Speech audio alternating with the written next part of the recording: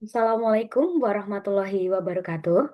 Selamat pagi, siang, sore, malam, Bapak dosen dan teman-teman. Sebelumnya perkenalkan, saya Habibah dengan nomor induk mahasiswa K71259095. Pada kesempatan kali ini, saya akan mempresentasikan hasil kajian mengenai kurikulum tingkat satuan pendidikan KTSP 2006 yang ditinjau dari perspektif aliran klasik rasional serta implementasinya dalam pembelajaran di sekolah dasar. Untuk itu, saya akan share layar.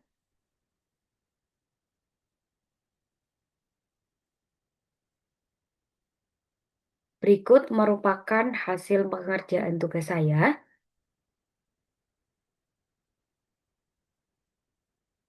Adapun tujuan dari penulisan ini yaitu mendeskripsikan karakteristik kurikulum tingkat satuan pendidikan KTSP 2006, menganalisis kurikulum tingkat satuan pendidikan KTSP 2006 ditinjau dari perspektif aliran klasik rasional, mendeskripsikan implementasi kurikulum tingkat satuan pendidikan KTSP 2006 dalam pembelajaran di sekolah dasar, menganalisis kelebihan, kelemahan, peluang, dan tantangan penerapan kurikulum tingkat satuan pendidikan KTSP 2006 dalam pembelajaran di sekolah dasar.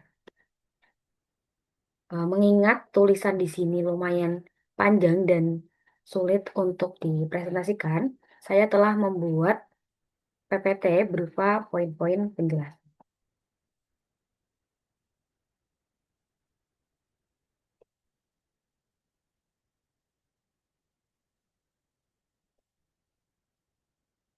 Baik, saya kembali membaca judul atau tinjauan saya, yaitu kurikulum tingkat satuan pendidikan KTSP 2006, ditinjau dari perspektif aliran klasik rasional dan implementasinya dalam pembelajaran sekolah dasar. Presentasi ini merupakan tugas mata kuliah kajian kurikulum SD atau sekolah dasar.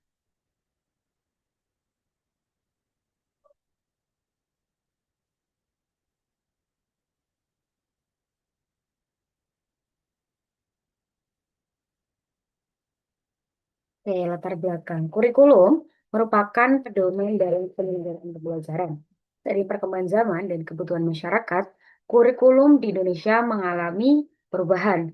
Salah satunya yaitu KTSP 2006 yang memberikan kewenangan kepada sekolah untuk membangun kurikulum sesuai dengan karakteristik peserta didik dan kondisi daerah. Oleh karena itu, pada kajian ini saya menganalisis KTSP 2006 berdasarkan perspektif aliran klasik rasional untuk mengetahui karakteristik serta implementasi dalam pembelajaran di sekolah dasar.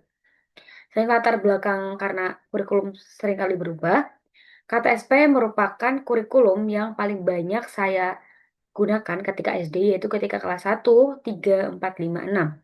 Sehingga saya tertarik untuk mempelajari lebih dalam bagaimana karakteristik kurikulum ini.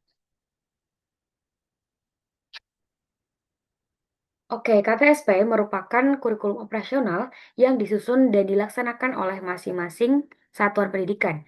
Kurikulum ini dikembangkan dari kurikulum berbasis kompetensi atau KBK 2004 yang tetap mengacu pada Standar Nasional Pendidikan, yaitu pada Undang-Undang Nomor 20 Tahun 2003. Melalui KTSP, sekolah diberikan keleluasaan untuk mengembangkan pembelajaran sesuai dengan kondisi daerah atau bisa dibilang otonomi daerah, karakteristik peserta didik serta potensi lingkungan tanpa meninggalkan standar nasional yang telah ditetapkan. Kurikulum ini tuh mendukung desentralisasi, disesuaikan dengan kebutuhan suatu wilayah.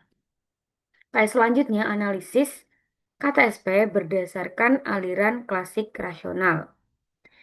Aliran klasik rasional memandang bahwa kurikulum harus disusun secara logis, sistematis, dan berorientasi pada tujuan pendidikan. Karakteristik tersebut terlihat pada KTSP 2006. Penyusunan pembelajaran dimulai dari tujuan atau penetapan standar kompetensi dan kompetensi dasar SK dan SD. Kemudian guru menentukan materi, memilih metode pembelajaran, dan melakukan evaluasi untuk mengetahui ketercapaian kompetensi peserta didik.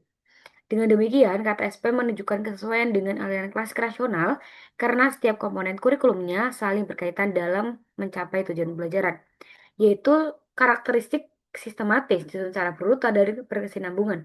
Berorientasi pada tujuan, seluruh komponen kurikulum diarahkan untuk mencapai tujuan pendidikan, logis, setiap langkah didasarkan pada pemikiran yang masuk akal dan terstruktur. memiliki keterkaitan yang jelas antar komponen kurikulum.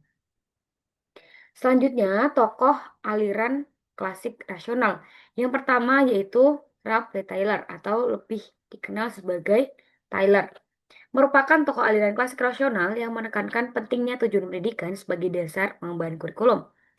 Tyler membangun kurikulum dilakukan melalui 4 tahapan, yaitu menentukan tujuan atau objectives, memilih pengalaman belajar atau learning experience, mengorganisasikan pengalaman belajar atau organization, dan melakukan evaluasi atau evaluation. Prinsip tersebut tampak pada KTSP yang menyusun pembelajaran berdasarkan tujuan yang telah ditetapkan melalui standar kompetensi dan kompetensi dasar. Tokoh yang kedua yaitu Hilda Taba merupakan tokoh aliran klasik rasional yang menekankan pentingnya peran guru dan pengalaman nyata dalam pengembangan kurikulum.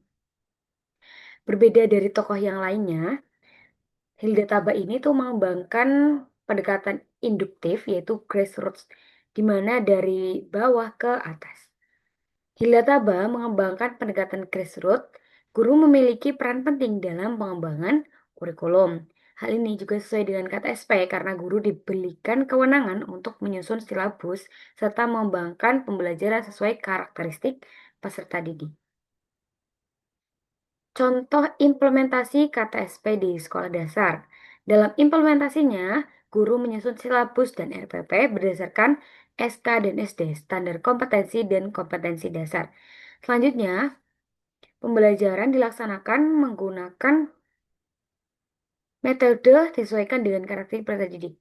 Sebagai contoh, pada mata pelajaran IPA, guru dapat mengajak peserta didik melakukan percobaan atau praktikum yang sederhana, kemudian dilanjutkan dengan diskusi, dan yang terakhir penilaian atau evaluasi. Dengan demikian, pelajaran tidak hanya berorientasi pada penyampaian materi, tetapi juga pada pencapaian kompetensi peserta didik. Penilaian ini tuh bertujuan untuk mengukur pencapaian kompetensi siswa atau peserta didik. Setiap kurikulum pasti memiliki plus minus atau kelebihan dan kelemahan masing-masing. Pada KTSP, tentunya sama, memiliki kelebihan dan kelemahan. KTSP memiliki kelebihan berupa fleksibilitas dalam pengembangan kurikulum, sehingga guru dapat menyesuaikan pembelajaran dengan kondisi sekolah dan peserta didik. Guru dapat lebih kreatif dan dapat mengembangkan metode-metode untuk diterapkan pada peserta didik. Namun, masih terdapat kelemahan seperti belum meratanya kompetensi guru dan ketersediaan sarana prasarana yang terbatas. Di sisi lain, pengembangan teknologi memberikan peluang bagi sekolah untuk mengembangkan pembelajaran yang lebih inovatif dan meningkatkan literasi digital peserta didik. Meskipun demikian, implementasi tersebut juga menghadapi tantangan berupa kesenjangan digital antar wilayah dan tuntutan peningkatan kompetensi guru dalam memanfaatkan teknologi. Dan sudah sampai di kesimpulan, berdasarkan hasil kajian, dapat disimpulkan bahwa KTSP 2006 merupakan kurikulum operasional yang fleksibel dan memberikan kewenangan kepada sekolah dalam pengembangan pembelajaran sesuai dengan karakteristik peserta didik. Ditinjau dari perspektif aliran kelas rasional, KTSP disusun secara sistematis dan berorientasi pada pencapaian tujuan pembelajaran. Namun, implementasinya tetap memerlukan dukungan kompetensi guru dan sarana yang memadai.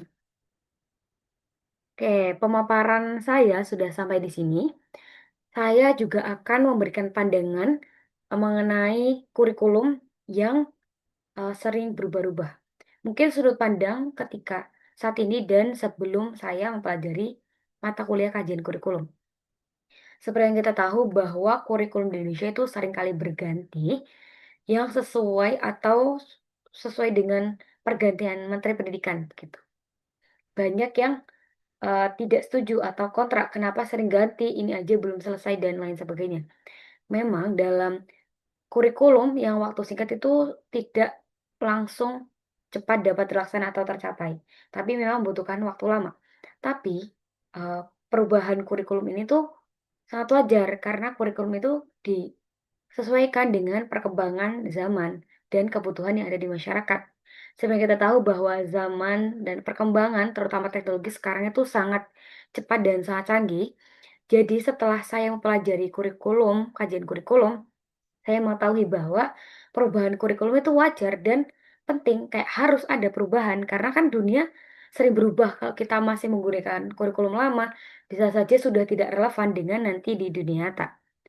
Sehingga, setelah saya mengkaji atau mempelajari kajian kurikulum, sebagai mahasiswa tentunya saya harus lebih memahami, kurikulum apa yang sedang saya alami atau sedang saya rasakan dan apa sih tujuan yang ingin dicapai begitu. Dan sebagai calon guru nantinya, saya juga harus selalu, mengikuti perkembangan kurikulum untuk disesuaikan atau ditetapkan di sekolah untuk peserta didik. Sekian presentasi dan pemaparan dari saya. Terima kasih atas perhatian Bapak dosen dan teman-teman. Wassalamualaikum warahmatullahi wabarakatuh.